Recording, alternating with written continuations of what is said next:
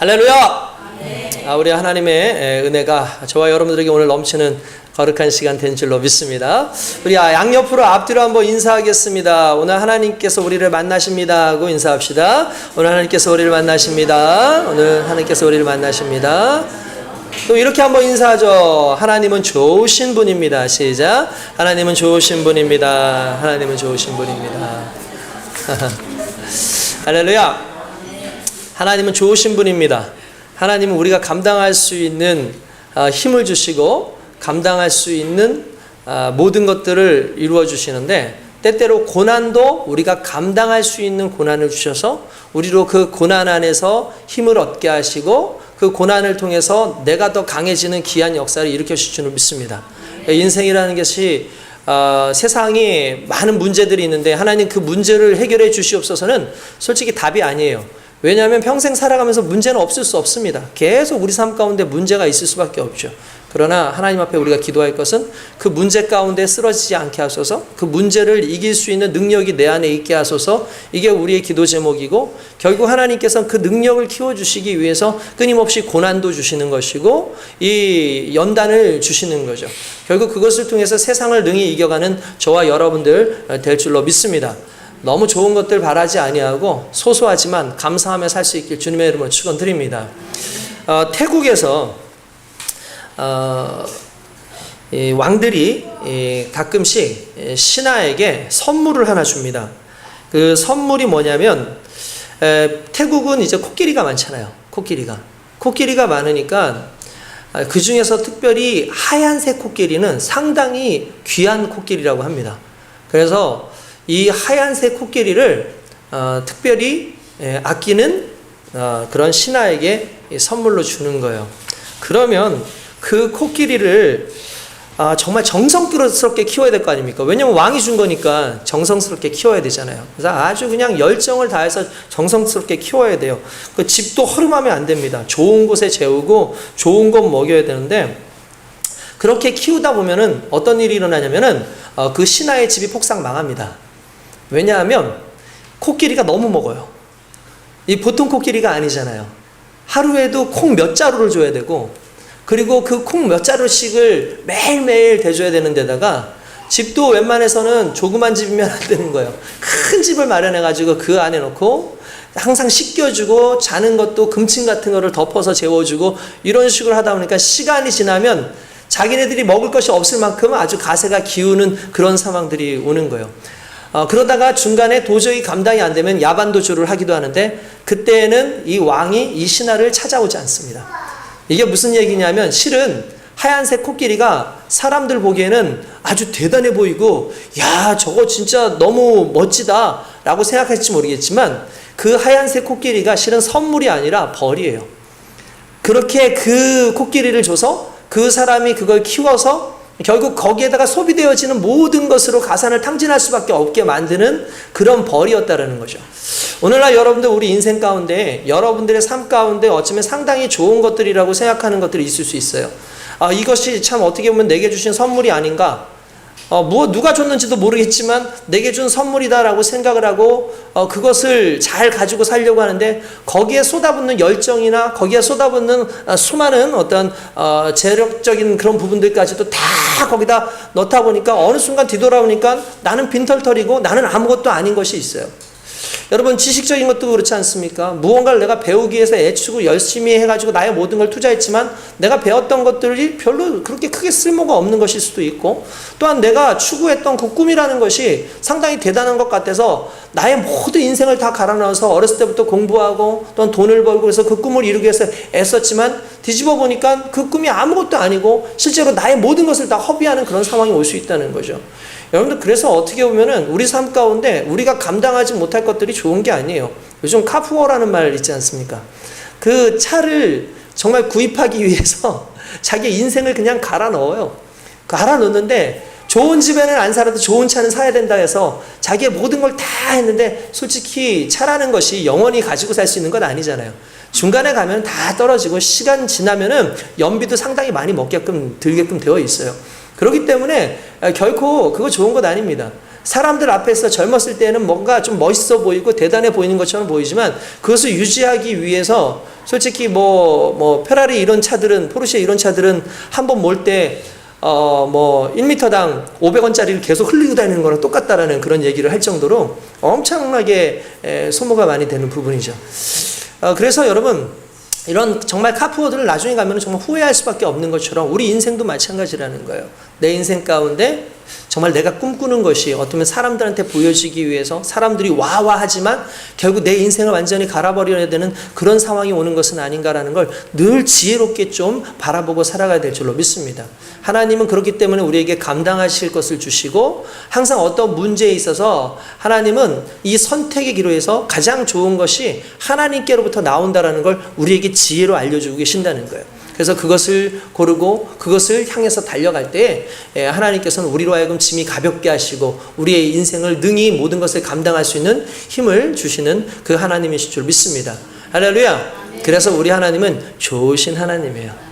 그 좋으신 하나님이 오늘도 저와 여러분들을 지키시고 인도하시며 때를 따라서 내리시는 그 비처럼 정말 우리의 인생 가운데 촉촉히 적셔주시고 내가 정말 지치고 힘들어서 괴로울 때에는 정말 나를 위로해 주시고 함께 하시는 그 하나님으로서 세상 사람 다 떠나도 나와 함께 하시는 그 하나님으로서 저와 여러분들과 함께 하시는 줄 믿습니다. 그 하나님 안에서 여러분들 인생을 드리고 거룩하게 살아가는 귀한 백성 되시긴 주님의 이름으로 축원드립니다. 예전에도 제가 이 설교를 좀 비슷하게 했던 적이 있습니다. 오늘은 어떻게 보면은 이 선택에 대한 부분인 거죠. 선택에 대한 부분.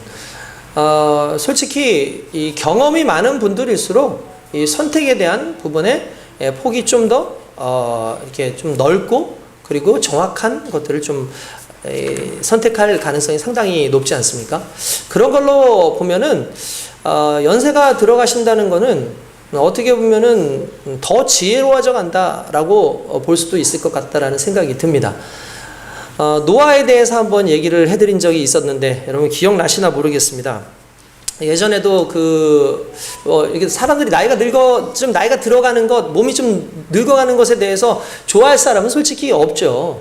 그렇죠? 그래서 전에 그 영화 같은 걸 보니까 이 젊은 친구들한테 이 연세가 있으신 교수님이 했던 말이 이런 거였어요. 젊음이 네가 노력해서 얻은 상이 아니듯이 늙음도 내가 잘못해서 받는 벌은 아니야 라고 그렇게 이야기를 해요.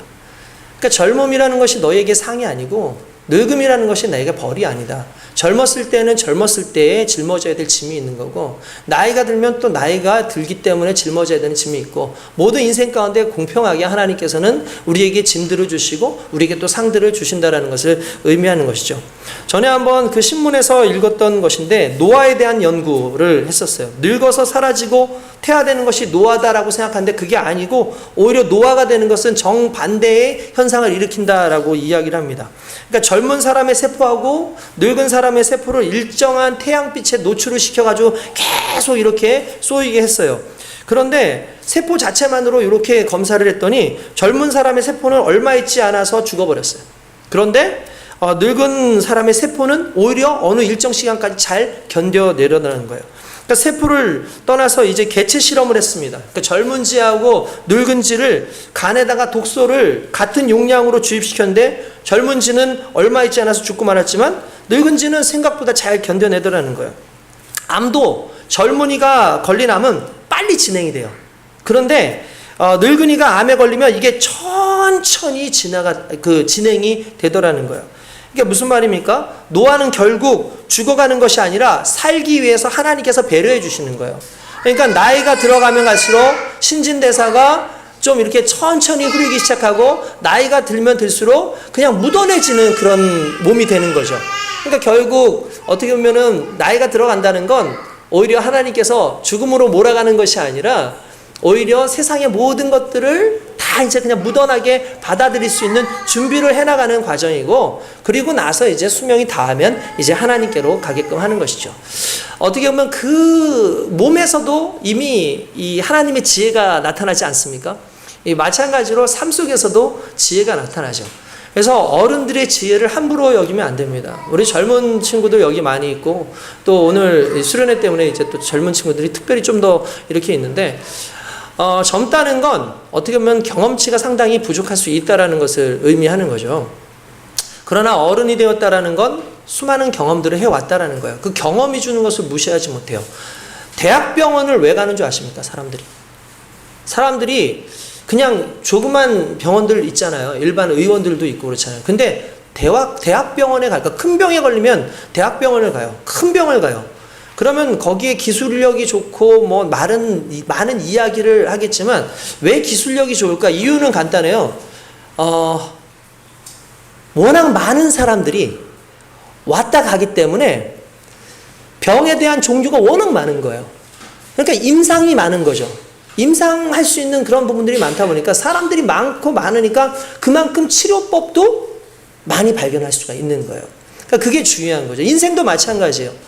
진짜 우리가 살아보는 그 인생이 나는 정말 똑똑해. 젊은 친구들은요, 항상 내가 좀 똑똑하다고 생각해요. 저도 그렇게 살아왔던 것 같고, 지금도 가끔씩 그런 생각을 할 때가 많아요.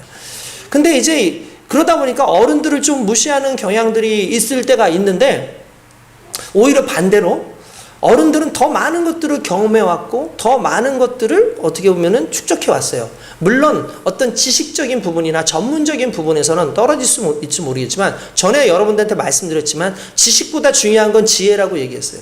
지식은 수많은 전문적인 것들이 있다 할지라도 결국 그 지식을 잘 관리할 수 있는 게 지혜인 거죠. 그러니까 이 지혜의 면에선 많은 경험들이 중요하고 그 경험으로 말미암아 쌓아진 그들의 연륜을 무시할 수가 없다는 거예요. 신앙도 마찬가지입니다. 우리도 믿음 안에서 믿음을 살아가면서 다양한 문제들을 자꾸 경험해보고 다양한 시험들이 우리 가운데 있고 다양한 어려움이 우리 가운데 있을 때 오히려 그 어려움을 헤쳐가는 과정 속에서 하나님을 경험하는 것들이 빈도수가 더 높아져 가는 거예요. 그래서 여러분들 삶 가운데 오는 어려움들, 정말 위기들, 이것을 위기라고 생각하지 마시고, 내가 하나님을 만나가고 이 문제를 하나를 더 잘 해결해 나갈 수 있도록 하나님께서 주신 그러한 또 하나의 방법이다라고 생각하고 믿음으로 달려가신다면 주님께서 저와 여러분들에게 그 모든 상황을 통해서 더 깊은 해안과 더 깊은 통찰력을 주시게 될 줄로 믿습니다. 우리의 인생이 그런 거죠. 우리의 인생이 정말 그렇습니다. 우리가 잘 아는 오늘 본문의 말씀은 그 여호수아의 이야기입니다. 여호수아 아시죠? 여호수아의 이야기를 오늘 보면은 여호수아가 누굽니까? 여호수아는 이스라엘의 장군입니다. 그리고 이스라엘의 지도자입니다. 이스라엘 백성들이 애굽에서, 그러니까 이집트에서 모든 민족이 한 200만 정도에 되는 사람들이 탈출을 해가지고 이제 가나안 땅으로 가기 위해서 하나님께서 모세를 이끌어 내셨는데 그 모세의 시종이 바로 여호수아였습니다. 그렇다고 시종, 그러니까 뭐 그 옆에서 그냥 무슨 노예처럼 일하는 그 종이었을 거라고 생각하는데 그런 개념이 아니고 한 지파의 우두머리면서 또한 이 모세를 쫓아다니면서 비서의 역할을 하고 흔히 말하는 후계자 훈련을 받는 사람이라고 생각하시면 돼요. 그러니까 어떻게 보면은 이 여호수아는 상당히 대단한 사람이라고 볼 수 있고, 모세가 나이가 많았기 때문에 직접 전쟁을 치를 수 없으니까 나중에 아말렉과의 전쟁에 이 모세 대신 여호수아가 싸움을 하고 전쟁을 치르기도 했던 그런 장군이었던 사람이었습니다. 근데 하나님께서 광야 시절 40년이 지나게 하시고 나니까 이 여호수아의 나이가 한 80 정도가 되는 거예요. 80 정도 나이가 되었을 때에 그제서야 이제 가나안 땅을 정복하는 정복 싸움을 하게 해요. 그 가나안 땅에 우리가 잘 알고 있는 그 족속들, 7 족속들이 살고 있어서 그 7 족속들을 차례대로 다 격파를 해가지고 이스라엘이 전체적으로 그 땅을 가져가야 되는데 솔직히 쉬운 전쟁이 아니죠. 쉬운 전쟁이 아닌데다가 여호수아는 어느 순간 이제 나이도 좀 들어있는 그런 상황인데 하나님의 은혜로, 말 그대로 하나님께서 함께 하심으로 말미암아 이스라엘 백성들이 그 모든 땅을 점령하게 됩니다. 할렐루야. 그들이 대단해서가 아니죠. 하나님의 능력이, 하나님이 함께 하심이 결국 그 이스라엘을 강하게 하시고 능력을 주시는 줄로 믿습니다. 어떻게 보면 그들의 힘은 지푸라기 같을지 모르지만 하나님께서 사용하시면 놀라운 역사가 일어나는 줄 믿습니다. 미국에서 지난번에 그런 일에 대해서 사진 하나를 보여준 게 있어서 제가 재미있다고 생각한 적이 있었는데, 전봇대 있지 않습니까? 전봇대. 전봇대가 쫙 서 있는데 전봇대에 지푸라기가 꽂혀 있는 거예요. 이렇게 전봇대에 지푸라기가 꽂혀 있는 거예요. 여러분들 그 전봇대에 지푸라기가 꽂혀 있을 수 있습니까? 솔직히 가능하지 않죠. 그 큰 전봇대에 무슨 수로 그 지푸라기 이렇게 비벼버리면은 그냥 떨어져 나갈 그게 붙어 있을 수 있겠습니까? 그런데 지푸라기가 거기 촘촘히 박혀 있는 거예요. 그래서 도대체 이게 어떻게 된 일인가 해서 살펴봤더니 그 마을에 토네이도가 한번 불었는데 토네이도가 돌면서 지푸라기가 날리면서 그대로 전봇대에다 꼽혀버린 거예요. 그러니까 이 지푸라기 자체는 아무런 힘이 없는데 토네이도가 이 지푸라기를 함께 돌려버리니까 이 지푸라기가 그대로 전봇대에 꽂혀버리더라는 거죠. 여러분, 이게 우리의 힘과 같습니다. 하나님께서 이스라엘 백성들을 정말 별것도 아니고 아무런 능력도 없지만 하나님께서 토네이도처럼 그들을 사용하시니까 그들의 인생이 이 가나안을 무너뜨리는 위한 역사로 나타나더라는 거예요. 여러분, 우리가 그러한 믿음 가운데 살아가야 될 줄로 믿습니다. 오늘 저와 여러분들이 살아가는 인생도 그런 것 아니겠습니까? 우리가 연약하죠. 아무것도 아닌 것 같죠. 그러나 우린 진짜 아무것도 아니지만 하나님이 우리를 사용해 주시면 우리는 반드시 하나님의 은혜 가운데 정말 세상을 무너뜨릴 수 있는 거대한 능력의 백성들로 서게 되는 줄로 믿습니다. 나의 한계 있습니다. 여러분들 똑똑하다고 그렇게 말하지 마세요. 여러분들 대단할 것처럼 앞으로 총천연색의 미래를 살 것처럼 그렇게 그냥 자신만만하게 살지 마십시오. 왜냐하면 인생은 내일을 모르는 겁니다. 지난주에도 얘기했지만 오늘 내 인생이 마지막일지 아닐지는 나는 몰라요. 하나님만 아시는 거예요. 그렇기 때문에 우리가 하나님을 의지하고 하나님 앞에서 날마다 하나님의 영광을 위해서 살아가는 것 자체가 실은 우리 삶에 있어서 마지막을 준비하는 가장 강력한 힘이라는 거죠. 오늘 저와 여러분들이 그 은혜 가운데 있을 수 있게 주님의 이름으로 축원드립니다. 그랬던 이 여호수아가 이제 정복 전쟁을 마치고 난 다음에 이제 나이가 이제 더 많이 들었겠죠. 그리고 나서 이제 말 그대로 은퇴해야 될 시기가 온 거예요. 이제 이스라엘 모든 백성들 다 불러 모아놓고 그들에게 이야기를 합니다. 근데 그 이야기가 어떤 내용이냐면은 좀 재미있는 이야기를 해요. 이렇게 얘기를 합니다. 솔직히 여호수아의 나이가 지금쯤이면은 이제 조용히 모든 걸 내려놓고 여생을 즐기고 하는데 이때 그는 새로운 선택을 해요. 이렇게 얘기합니다. 너희들 이제부터 내 말 잘 들어라. 너희들 이제 앞으로 어떻게 할래?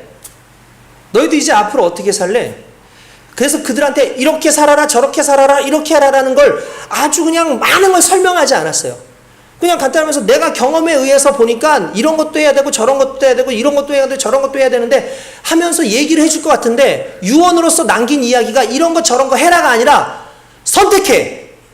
너희가 하나님을 선택하든지 아니면 너희의 보기에 좋은 것들을 선택하든지 둘 중에 하나만 골라라 라고 얘기를 합니다. 그러면서 이렇게 하죠. 나와 내 가족들은 오직 여호와 하나님만 섬기겠노라 라고 그렇게 이야기를 합니다. 여러분, 솔직히 여러분들이 자녀들에게 또는 여러분들의 인생 가운데 수많은 방법에 대해서 고민하고 있을 그때에 실은 우리가 줘야 될 자극은 이거예요. 넌 누구를 섬길래? 너의 인생의 주인은 누구야?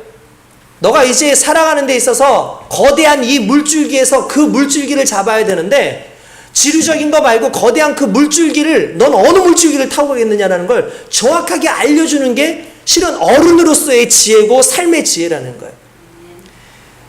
다른 걸 얘기하지 않죠. 나는 여호와 하나님을 섬길 건데 이제 너희는 이제 앞으로 어떻게 할 거냐라고 얘기를 합니다.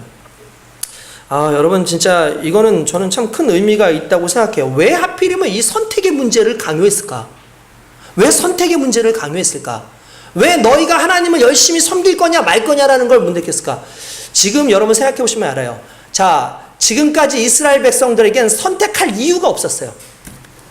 선택이라는 게 의미가 없었어요. 왜냐하면 명석하고 대단한 지도자 모세가 있었고 전쟁에 탁월한 여호수아가 있었어요.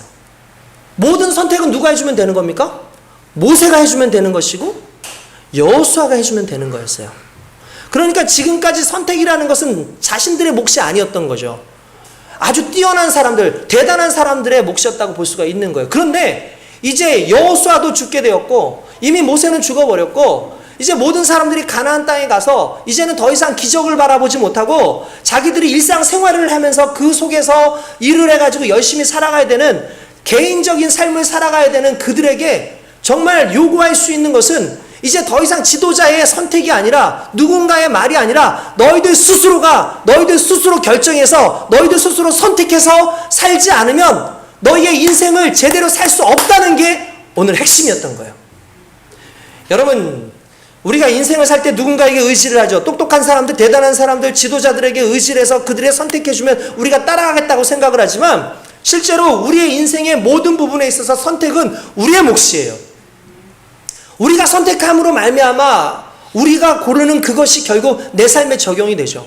그래서 저는 오늘 내가 하는 그 선택이 나의 믿음이다 라고 얘기하고 싶습니다. 무슨 말입니까? 우리의 믿음이 무엇을 선택하느냐에 따라서 그대로 정해진다는 거죠. 내가 하나님을 선택하고 여호와 하나님을 선택하고 하나님이 기뻐하시는 걸 선택하는 그 순간에 나의 믿음은 그런 믿음인 거예요. 근데 내가 그것을 선택하지 아니하고 내게 좋은 것들, 내게 유익한 것들을 찾아서 떠나가는 순간 그것이 곧 나의 믿음인 겁니다. 결국 여러분 오늘 이 시간에 예배를 드리기 위해서 오는 여러분들의 선택이 결국 여러분들의 믿음인 것이고 오늘 세상 속에서 나가면서 여러분들의 하는 행동 하나하나의 선택이 바로 여러분들의 믿음인 거죠. 그래서 믿음의 행동으로 하는 것 아닙니까? 내가 할 것인가 말 것인가 그 기준을 어디에서 잡습니까? 하나님께서 원하시는 것이냐 원하시지 않는 것이냐를 따지기 시작하는 거죠. 그러니까 이 선택이 중요한 것은 이젠 더 이상 누군가의 큰 물줄기 속에서의 그 누군가 요구하는 그 선택이 아니라 내 믿음으로서 내가 받아들이는 신앙이 요구되어지는 시기가 왔다라는 거예요. 오늘 저와 여러분들이 그 믿음 안에 있는 줄로 믿습니다. 여러분, 이게 너무나 중요합니다. 선택은 항상 여호수아의 몫이었는데 그들은 강력한 지도자의 말만 들으면 되니까 지도자가 하라는 대로만 그냥 하면 되잖아요. 그러니까 그게 좋은 건지 안 좋은 건지도 모르고 그냥 따라가는 그런 삶을 살았어요. 근데 이제 우리가 선택해야 될 기로가 반드시 오게끔 되어 있다는 겁니다. 여러분, 위기 때에 선택을 하지 않습니까? 일반적으로. 그죠? 이 선택은 참 독특해요. 왜냐하면 일반적으로 선택이라는 건 위기 때에 하는 거예요. 내가 위기 때에 선택을 하고 위기가 생기면 어떻게 할 것인가 선택을 하는데 지금은 평안할 때예요. 모든 위기가 다 끝났을 때예요. 그 평안한 그때에 모든 것이 끝나고 자유로울 그때에 고난이 끝나고 뭔가 선택해야 될 그때에 이 선택의 문제가 이제는 더 이상 지도자가 아니라 나 개인 한 사람 한 사람에게 요구되어지는 것이죠. 저는 그래서 여러분 저를 보고 신앙생활을 하지 않았으면 좋겠어요. 내가 말하는 대로 여러분들이 신앙생활하는 게 아니라 제가 말씀드리는 그 말씀의 그 기준에서 하나님 안에서 이제 그 하나님을 내가 어떤 하나님으로 섬길 것이냐에 대한 그 부분에서 여러분들이 이제부터 선택을 해야 되고 여러분들이 믿음 생활을 해야 된다는 것을 의미하는 겁니다. 목사님이 하랬대. 목사님이 이렇게 해서 해놨으니까. 아니, 내 강요가 아니고요. 던져진 그 질문에 대한 여러분들의 답들이 이제 필요할 때라는 거예요. 실은 그게 믿음의 반응인 거예요. 근데 결국 그 반응이 어떠냐에 따라서 여러분들 믿음이 체크되는 거예요.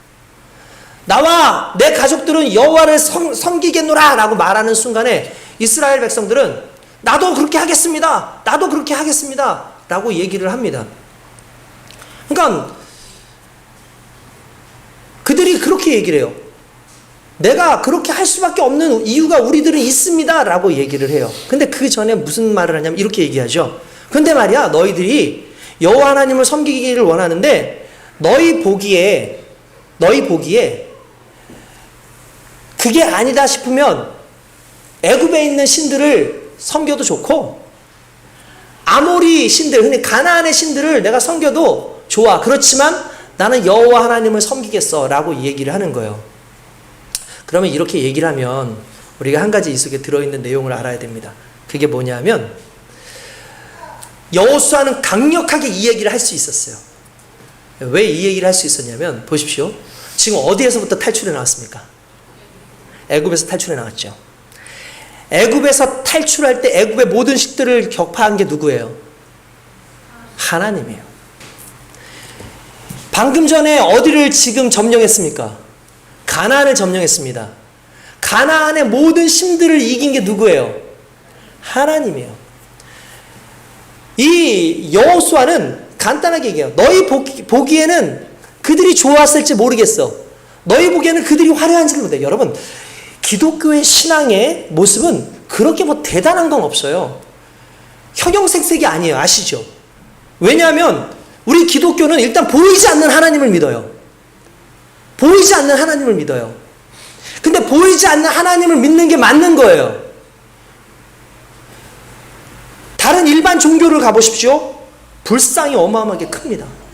불상의 크기에 따라서 그들의 믿음을 이야기하기도 해요. 뿐만 아니라 수많은 종교가 다 형형색색의 어떠한 그런 모양들을 가지고 자신들의 우상들을 세워놓고 다 그것을 보면서 아주 대단하게 여기는 거죠. 제가 지난번에도 소아시아 그 에베소에 갔더니 에베소에 신전이 100m예요. 100m예요. 100m의 신전 안에 아데미라고 하는 그 신상이 30m의 높이에 있는 그 어마어마한 신상이, 물론 지금은 없어졌지만 그 신상을 놓고 모든 사람들이 그냥 입을 벌리고 우와, 그 압도를 당하는 거죠. 거기에. 그러니까 세상의 신들이나 세상의 것들은 보여줘야 되고 뭔가 화려하게 보여줘야 되고 뭔가 힘이 있어 보이게끔 되어 있는 것인데, 우리가 아는 하나님은 그런 하나님이 아니에요. 눈에 보이지도 않고 좀 허름해 보이고 초라해 보이는 하나님인데, 실은 그 하나님이 그 모든 것들을 물리쳐버리는 거죠. 다 무너뜨려 버리는 거죠. 오늘 우리 인생도 마찬가지예요. 내 눈에 보기 좋은, 내가 정말 가지기에 정말 좋아 보이는 것들이 나의 신처럼 여겨져서 그것들을 추구하고 그것이면 됩니다라고 말할지 모르겠지만, 그러나 그 모든 것들을 뒤로 물리치게 하시고 그 모든 것들을 다스리시는 하나님이 이 안에서 계신다라는 것을 경험하면, 뭐하면? 경험하면 그 누구도 이 선택에서 다른 것을 선택할 이유가 없다는 거예요. 그 이야기를 백성들이 얘기해요. 우리가 애굽에서 우리를 이끌으신 하나님을 경험해 왔습니다. 우리가 아모리 족속들과 모든 족속들을 물리치신 그 바알을 물리치고 아세라를 물리친 그 하나님을 경험해 왔습니다. 우리는 이제 더 이상 보이는 것에 매이지 않고 오직 하나님께만 내 인생을 두겠습니다라고 모든 백성들이 이야기하죠. 저는 저와 여러분들이 그런 경험들이 좀 있었으면 좋겠어요. 할렐루야. 하나님을 너무나 자연스럽게 선택할 수 있는 경험. 그 경험들이 저와 여러분들의 삶 가운데 계속하기를 원합니다. 할렐루야. 그래서 그 주님의 경험이 필요해요. 오늘날 교회가 좀 많이 타락해져 가요. 그걸 뭘로 보냐면 교회의 크기를 보면 알 수 있어요. 교회는 보여지는 것을 추구하는 게 아니에요. 교회는 보여지는 것을 가지고 대단하다고 여기잖아요. 근데 오늘날 교회들이 최대한 크게 만들고, 오늘날 교회들이 최대한 멋지게 만들고 아주 그냥 화려하게 만들고, 교회들이 자기의 성전 크기에 대해서 자랑해요. 우리나라 대한민국에서 제일 큰 교회래. 내가 다니는 교회가 대한민국에서 제일 큰 교회야. 난 3번째 정도 되는 교회야. 세계에서 제일 큰 교회야. 실제로 가보면 정말 크죠. 어마어마하죠. 근데 중요한 건 여러분들 보십시오. 어느 순간부터 우리 기독교가 점점 보여지는 것에 안주하는, 마치 우상들이, 수많은 우상들을, 보여지는 그 우상들을 보고 거기에 압도되는 것처럼 교회의 크기에 압도되어지고 교회의 규모에 압도되어지는 그런 식으로 조금씩 변해져 가고 있어요. 아니, 이미 그렇게 되어져 버렸어요. 이제는 하나님의 능력이 그 안에 있는 것보다 그 교회의 크기나 그 교회의 성도들의 그 숫자가 그 교회의 능력을 말해주고 그 교회의 믿음을 말해주는 것으로 보여지는데, 이게 옳은 것이 아니라는 거예요. 하나님은 그것을 원하는 것이 아니라 적은 교회라 할지라도 하나님이 살아계심을 알고 보이지 않는 하나님을 끝까지 믿고 그분을 의지하면서 살아가는 하나님의 백성들을 원하시고, 그 하나님을 선택하는 하나님의 백성들에게 하나님께서는 만나주시는 귀한 역사가 일어나는 줄 믿습니다. 눈에 보이는 것들, 대단한 것들 여러분들 자꾸 따라가려고 하지 마시고, 여러분들 삶 가운데 하나님이 기뻐하시는 것들에 여러분 매이시길 주님의 이름으로 축원드립니다. 여러분, 그렇습니다. 선택이 곧 믿음입니다. 스스로의 결단이 책임감을 만들고 또한 원망을 또 사라지게 하는 부분들이 있죠. 저는 자꾸 여러분들 스스로 자꾸 결단한, 봉사도 마찬가지예요. 여러분들 스스로 하세요. 하나님 앞에 헌금 내는 것도 여러분들 스스로 하세요. 뭐 누가 내라 그래서 내는 거 아닙니다. 여러분들이 스스로 정해서 여러분들의 믿음대로 여러분들이 정말 드리는 대로 드리는 거죠. 정말 그게 중요해요. 여러분들의 선택이 중요해요. 제가 자주 얘기하지만 부모님들이 자녀들한테 이렇게 잘 해라 라고 얘기를 하면은 아이들이 따라가죠. 그럼 이게 폐해가 하나 있어요. 잘 되면 이제 부모님 좋은, 엄마가 얘기해줘서 고마워요 하지만 안 되면 이거 엄마 아빠 탓이라고 얘기해요. 근데 내가 선택하는 사람들은 원망하지 않아요. 책임지려고 그러죠. 신앙은 믿음으로 말미암아 책임져야 되는데, 신앙의 특징이 뭐냐면 하나님을 섬기잖아요. 내가 선택했잖아요. 근데 책임은 하나님이 져주세요. 너무나 완벽하게 우리 삶 가운데 책임을 져주시는 분이 우리 하나님인 줄 믿습니다. 그 하나님 안에서 사는 거죠. 그 하나님을 믿고 사는 거죠. 선택해야 되고, 그리고 그 선택이 우리에게 어떤 것으로 다가올지에 대한 지혜가 있어야 돼요. 하나님은 완벽하십니다. 하나님의 완벽한 하나님을 붙잡는 선택이 우리 가운데 있어야 돼요. 사람들은 좀 무지하기도 하고 삶에 있어서 약간 좀 어리석기도 해요. 그래서 당장에 눈에 보이는 것, 이 있는 상황까지만 보게 돼요. 여러분, 최근에 그 일본에서 오염수를 방류하겠다고 얘기하잖아요. 그죠? 저는 이거 말도 안 되는 소리라고 생각합니다. 저는 이게 진짜 상당히 말도 안 되는 이라고 생각을 해요. 물리학자들이나 화학자들이요, 물리학자들이 그런 얘기를 한대요. 그러니까 학자들마다 견해가 다른데 학자들이 그렇게 얘기해요. 그 오염수가 어떤 거냐면 삼중수소를 담고 있는 거예요. 삼중수소라고 하는 그 물체를 담고 있어요. 그래서 뭐라고 얘기냐면 이 삼중수소는 문제가 되지 않는다. 이 물을 마시면 소변으로 그냥 나가니까 별로 문제가 되지 않고 무해하다라고 얘기를 했어요. 그러니까 이걸 방류해도 된다라고 얘기를 합니다.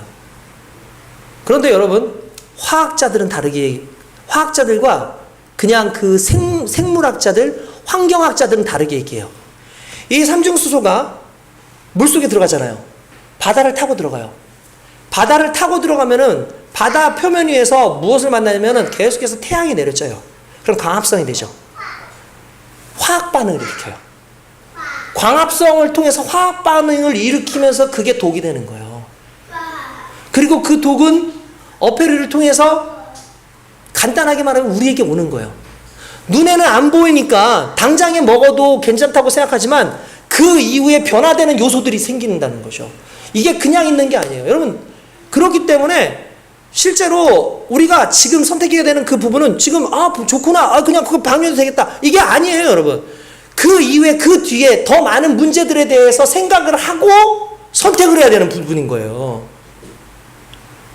여러분들 인생도 마찬가지 아니겠습니까? 여러분들 눈에 보기에는 당장에 이게 될 것 같고 저게 될 것 같으니까 그냥 이걸 섬기면 되겠지, 이걸 믿으면 되겠지, 이게 공부가, 아니면은 이 돈이, 아니면 이 직장이, 이 권력이 지금 당장에 내게 좋은 것이라고 생각을 하고 그것을 추구하고 달려갈지 모르지만 그것이 세상과 만나면,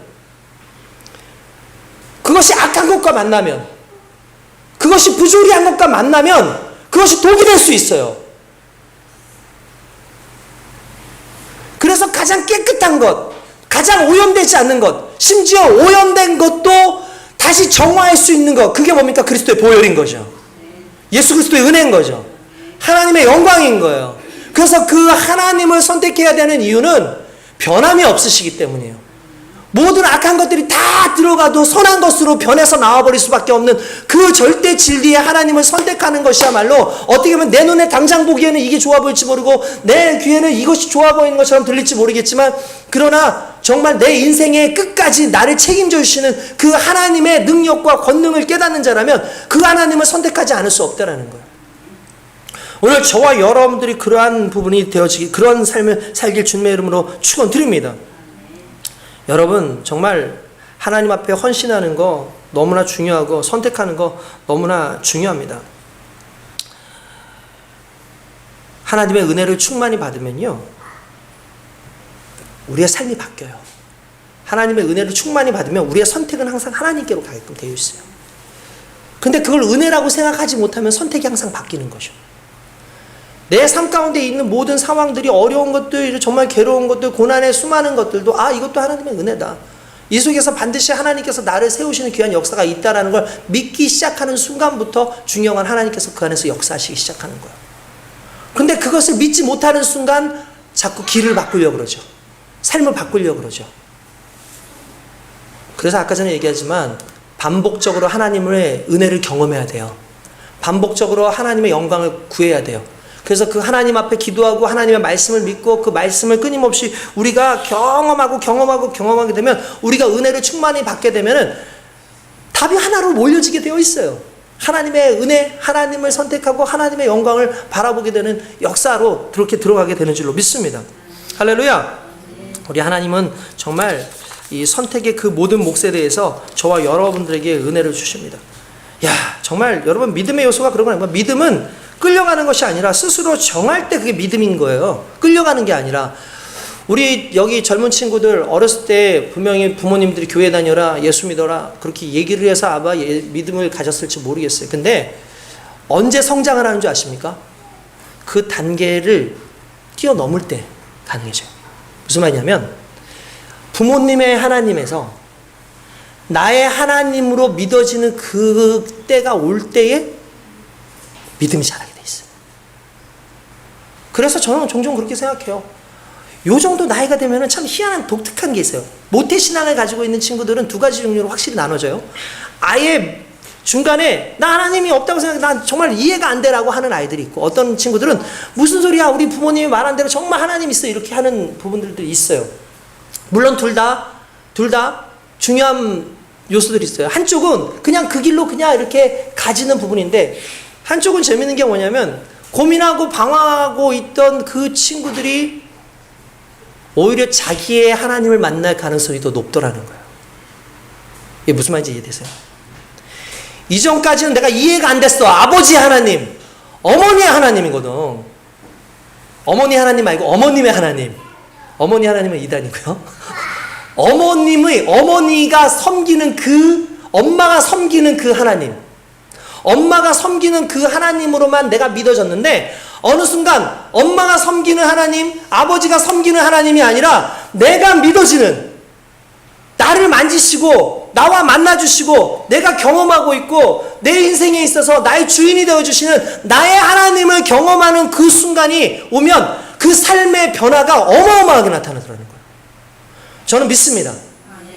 저는 우리 교회 지금 어떻게 보면 젊은 청소년들이 어떻게 보면은 2세대, 3세대를 거쳐가면서 믿음이 흐릿흐릿해지고, 초기에 할머니 때에는 그 막 기적도 경험하고, 이 엄마 아버지 때에도 뭐 기적도 말씀도 있었는데, 어느 순간 그것이 좀 희석되어져 가지고 말씀이 뭔지도 기적이지 뭔지도 하나님 계시는지 아닌지도 몰라 하는 이 친구들이 어느 순간 방황하고 어느 순간 의심하고 어느 순간 힘들어하지만, 그러나 오히려 그렇기 때문에 하나님을 더 강렬하게 만날 수 있고, 오히려 그렇기 때문에 하나님이 만나주시는 그 순간에 완벽하게 인생이 변화되는 귀한 역사가 일어나리라 믿습니다.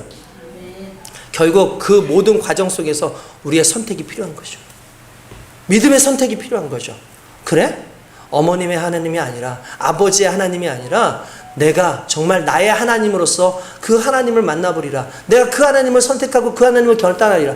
여러분 솔직히 선택하지만 한 가지 확실히 알아두십시오. 우리가 선택하는 것이 아니라 하나님이 우리를 선택하신 겁니다. 그걸 은혜라고 얘기해요. 좋은 말로 너희가 선택하라 라고 했지만 아니에요. 왜 그런지 아십니까? 우리 19절 한번 읽어봅시다. 성경에 안 나와있냐. 그 다음 거 19절. 재밌는 얘기래요. 여호수아가 너희들 누구 선택할 거야 라고 얘기해놓고 이스라엘 백성들이 여호와 하나님이요 라고 그렇게 얘기를 했더니 그 다음에 이렇게 얘기하는 거예요. 요즘 애들 말로 해줄게요. 응 아니거든 이렇게 얘기를 하는 거예요. 그게 무슨 말이냐면 보세요. 19절 읽어봅시다. 여호수아가 백성에게 이르되 너희가 여호와를 능히 섬기지 못할 것은 그는 거룩하신 하나님이시오 질투하신 하나님이시니 너희의 잘못과 죄들을 사하지 아니할 것임이라. 만일 너희가 여호와를 버리고 이방신들을 섬기면 너희에게 복을 내리신 후에라도 돌이켜 너희에게 재앙을 내리시고 너희를 멸하시리라 하니 백성이 여호수아에게 말하되 아니니이다 우리가 여호와를 섬기게 된다 하는지라 라고 되어 있어요. 무슨 말이냐면 하나님은 아세요. 뭘 아시냐면 우리가 하나님을 선택해도 실은 중간에 배신해. 내가 하나님을 영원히 선택하지 않아. 심지어 스위칭해. 여러분 스위칭 아시죠? 요 때에는 하나님을 섬기고 내게 이익이 안 될 때는 세상을 섬겨요. 그러다가 또 하나님이 필요하면 요 때로 가는 거죠. 하나님은 그걸 아세요. 그래서 하나님은 질투하시는 하나님이야. 하나님은 거룩하신 하나님이야. 한번 정하면 그걸로 끝까지 붙잡아야지. 왔다 갔다 하면 그런 더러운 것을 하나님 기뻐하지 않으셔. 근데 이스라엘 백성들이 아닙니다. 그래도 우리는 지키겠습니다. 라고 얘기하잖아요. 근데 이 이후에 여호수아 이후에 사사기부터 계속 나오는 내용들은 어떤 내용이었을까요? 선택하지 못하는 거예요. 항상 죄를 져요. 또 그러다가 회개해서 하나님께 가면 하나님께서 구원자를 보내주셔요. 그래서 또 열심히 살다가 또 죄 지어요. 우상 섬기고 세상 따라서 살아가요. 그게 왔다 갔다 하는 인생을 계속해서 살아가는 거죠. 근데 더 놀라운 건 뭔지 아십니까? 근데 하나님이 안 버려요. 그러면 여기서 답은 하나예요. 실은 하나님이 선택하신 거예요. 우리를.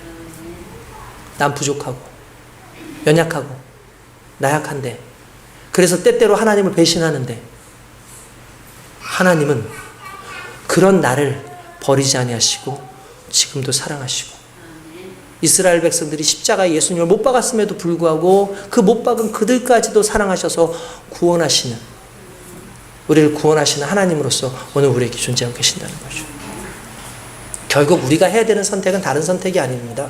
십자가를 잡는 선택, 그 하나님의 은혜를 믿는 선택, 그 하나님의 은혜 안에서 내가 달려가는 선택, 오늘 그 선택이 저와 여러분들에게 있어야 될 줄로 믿습니다. 그래서 그게 믿음이에요. 믿음은 대단한 하나님을 믿는 게 믿음이 아니라 그 하나님이 나를 사랑하시고 그 하나님이 나를 버리지 않으시고 그 하나님이 끝까지 내 인생에 개입하고 계실 것이다라는 그 믿음이, 그게 믿음인 거예요. 그리고 그분한테 나를 온전히 드리는 것. 저와 여러분들 그 믿음 안에 있는 줄로 믿습니다. 할렐루야. 여러분, 그 하나님 정말 경험하시기 원합니다. 그 하나님을 이제 우리가 붙잡고 그 하나님 앞에 우리의 인생을 드릴 때가 됐어요. 열왕기상 18장 21절에 보면 엘리야가 모든 백성에게 가까이 나아가 이르되 너희가 어느 때까지 두 사이에서 머뭇머뭇하려느냐. 여호와가 만일 하나님이면 그를 좇고 바알이 만일 하나님이면 그를 좇을지나 하니 백성이 한 말도 대답하지 아니하는지라. 무슨 말입니까? 때에 따라서 바알도 섬기고 때에 따라서 여호와도 섬기고 자기 좋을 대로. 요즘 여러분들 그런 거 있잖아요. 사람들이요, 급하면 아이고 하나님 부처님 알라요 이렇게 얘기해요. 무슨 말입니까? 셋 중 하나 얻어 걸리겠지. 근데 이런 믿음 가지고 살아요. 여러분들도 그렇지 않습니까? 저는 전에 얘기했죠. 점집에 오는 사람들 중에서 상당수가 크리스찬인 거 놀랬다니까요. 그 얘기를 해주더라고요. 점집에 오는 사람들 무슨 말입니까? 하나님은 믿는데, 근원적으로 하나님은 믿는데 당장 뭔가를 알려면 점집 가는 게 낫다고 생각하는 거예요. 이게 믿음이냐고요? 아니죠. 언제까지 머뭇머뭇하려느냐라는 거죠. 언제까지 머뭇머뭇하려느냐. 이제 결단하고 하나님 앞에 다가가야 될 때가 된 줄로 믿습니다. 더 하나님을 많이 아시길 원합니다. 그 하나님을 끝까지 여러분 섬기길 원합니다. 하나님 앞에서 여러분들 인생을 완벽하게 드리기 위해서 오늘도 그 하나님 앞에 여러분 믿음을 내려놓을 수 있기를 주님의 이름으로 축원드립니다. 결단하십시오. 오늘의 이번에 수련회가 여러분들에게 결단하는 좋은 기회가 될 줄로 믿습니다. 내가 그래 하나님을 경험해야지. 그 하나님을 끝까지 붙잡아야지. 그 믿음 안에서 살아가는 저와 여러분 되시길 주님의 이름으로 축원드립니다. 기도하겠습니다.